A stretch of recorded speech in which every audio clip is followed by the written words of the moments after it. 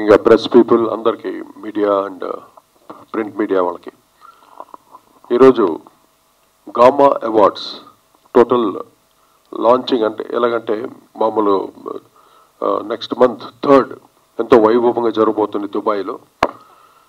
ఈ gamma awards కమిటీకి main చైర్మన్గా నన్ను నియమించారు.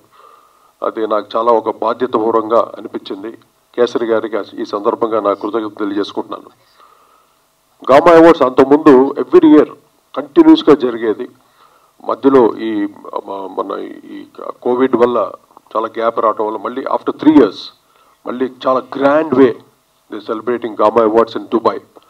అంటే త్రీ ఇయర్స్ 2001, 2002, 2023 సంబంధించిన మ్యాసివ్ సూపర్ డూపర్ హిట్స్, మన టాలీవుడ్ హిట్స్ ఫిలిమ్స్ అన్నిటికీ, కంపోజర్స్కి, సింగర్స్కి, డైరెక్టర్స్కి, హీరోస్కి, అందరికీ టోటల్ టెక్నీషియన్స్ సంబంధించిన అవార్డ్స్ అన్ని గామా అవార్డ్స్ ఇవ్వబోతుంది.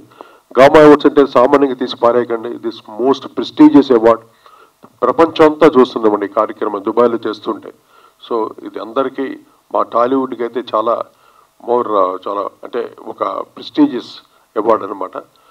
నాకు ఐఎమ్ సో హ్యాపీ టుడే. అందరూ స్టార్ ప్రొడ్యూసర్ దానయ్య గారు ఉన్నారు ఇక్కడ, అలాగే వండర్ఫుల్ మా హీరోయిన్ బ్యూటీ క్వీన్ మా డింపుల్ హయాతి అండ్ మా రఘు కొంచె, మా ఆదిత్య, అందరు మిగతా వాళ్ళందరికీ వేదికను అందించిన ప్రతి ఒక్కరికి నా హృదయపూర్వక ధన్యవాదాలు తెలియజేసుకుంటున్నాను.